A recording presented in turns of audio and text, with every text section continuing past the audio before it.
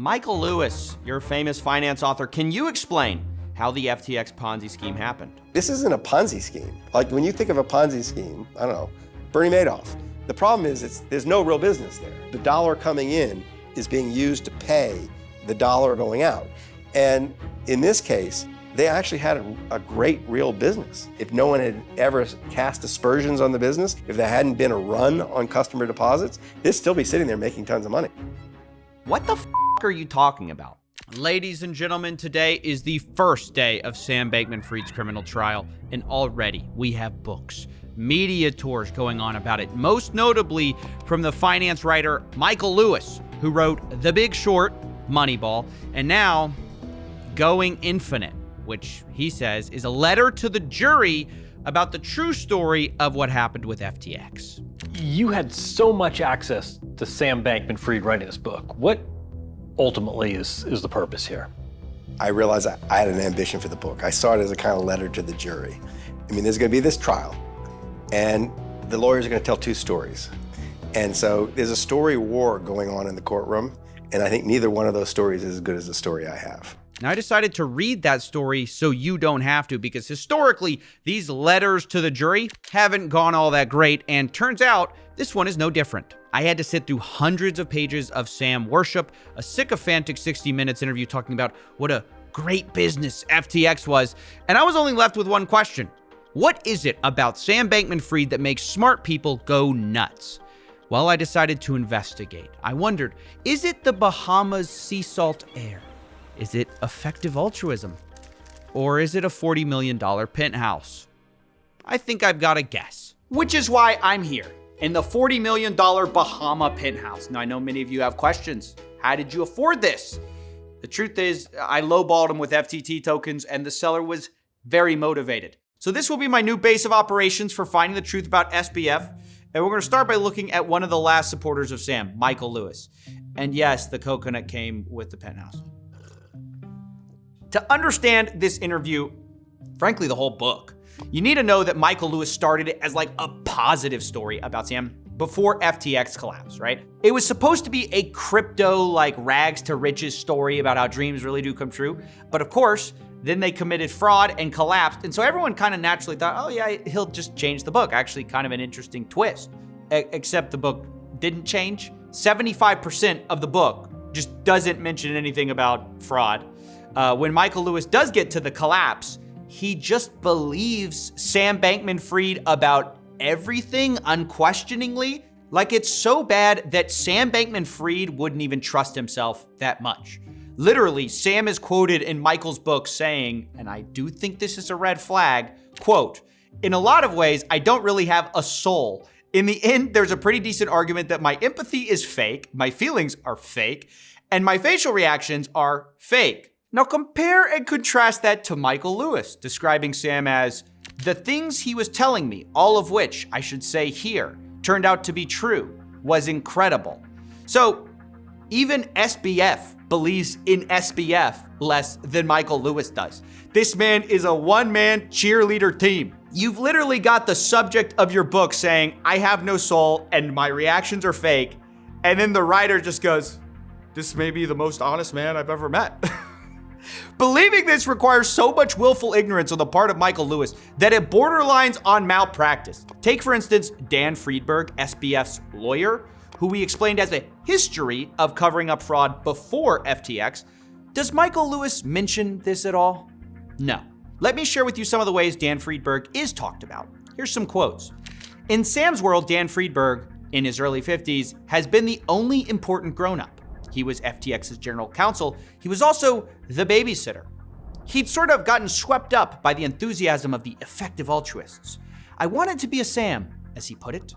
And by the way, being a Sam was a huge compliment to Michael. A lot of people wanted there to be a Sam. You know, there is still a Sam Bankman Fried shaped hole in the world that now needs filling.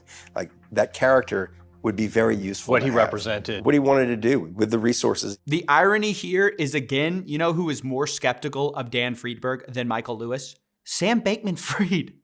How do I know this? Well, I got an audio recording from Tiffany Fong. a reporter we've talked to before who's been talking to Sam.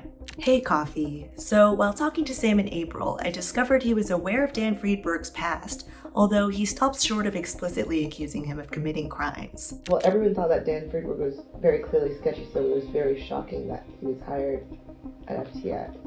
So, he's an interesting guy. Because what was he involved with? Ultimate Bets? Or something like that? Yeah, it's something like that. It wasn't quite Ultimate Bets, but it's something like that. And he was like, I don't his remember. reputation was like that he was really shady or something like that. Yeah, he did have a somewhat shady reputation. He's a very good lawyer. He's extremely productive. He had extremely good instincts, and he would take care of problems that like other lawyers would not think to take care of or not know how to take care of. So even Sam Bankman Fried doesn't try to deny Dan's shady reputation and said Dan would take care of things other lawyers wouldn't? Like, even the guy on trial is like, all right, I have to admit, he's pretty sketchy. So it's insane to watch Michael Lewis put zero skepticism into the characters of FTX's collapse. But then, watch this. Contrast that with how much skepticism Michael Lewis brings to the bankruptcy lawyer, John Ray, like the guy who's taken over the collapse now that FTX is bankrupt. Quote, John Ray expected to see evidence of a crime. Instead of answering the question, Ray launched a blitzkrieg of lawsuits against various people to whom Sam had handed money. The pleasure Ray took in whatever he unearthed was so infectious that I often didn't have the heart to say, I'm not quite sure that you found exactly what you think you found. So every step of the way, he's just like, yeah, this guy doesn't know what he's talking about. But Sam Bankman Fried, it's so unbelievably condescending the way this book interrogates everyone who had to clean up the FTX mess instead of the, people responsible. But worse, Michael Lewis casts himself as like the only truth teller. We've all been in the dark, but thanks to this man's mighty powers of the pen, he's gonna reveal the truth that nobody knew. The story of Sam's life is people not understanding him, misreading him. He's so different, he's so unusual.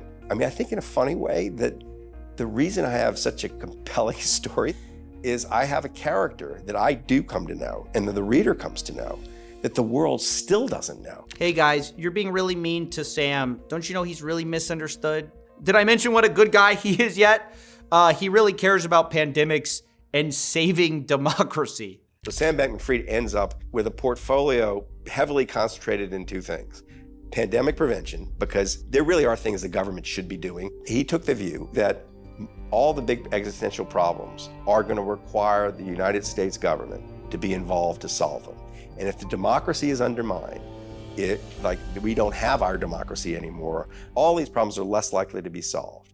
I have no idea why we're talking about Sam like he's on trial for the Nobel Peace Prize instead of fraud.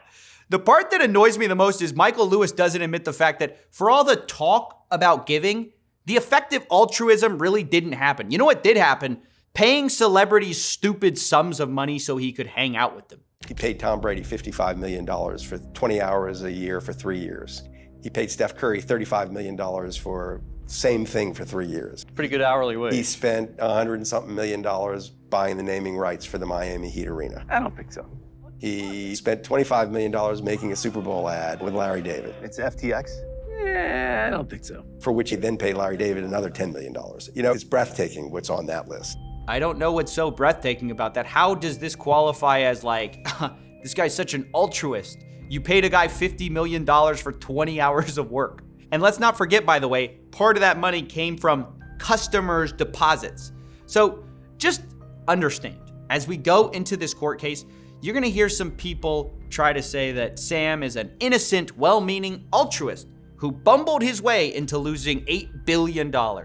Of course, we all know that isn't true. And the people who are suggesting it seems are allergic to basic research and do not extend the same levels of sympathy that they extend to Sam to the actual victims, who they think are just gamblers anyways. I could see people watching this saying like, come on guys, this is Elizabeth Holmes in cargo shorts. Right. And this is all a ruse. Don't fall for the shtick. This is a bad actor. It is a little different, supplying phony medical information to people that might kill them.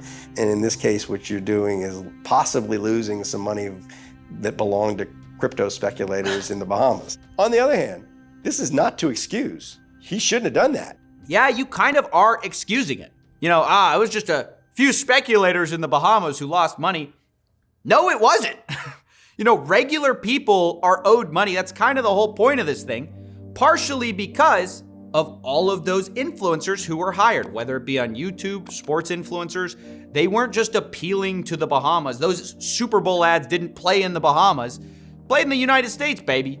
This whole interview got me, as you can tell, a little bit steamed, which then made me read the book because I was like, you know, probably the book's better. But that actually made me more angry. And it literally put me back to work on this case. I'd been working on a different project thinking, you know, the SBF stuff is kind of open shut. The normal finance writers can handle it. But I was wrong. So I'm back. I'll be watching this case like a hawk. And, you know, we'll be covering it for the $40 million Bahama penthouse. But I may even fly up to New York just to make sure there's no funny business. Make sure Michael Lewis isn't in the courtroom petitioning the jury for a lighter sentence on his baby Sam. Anyways, that's it for me. Case closed, 1 star.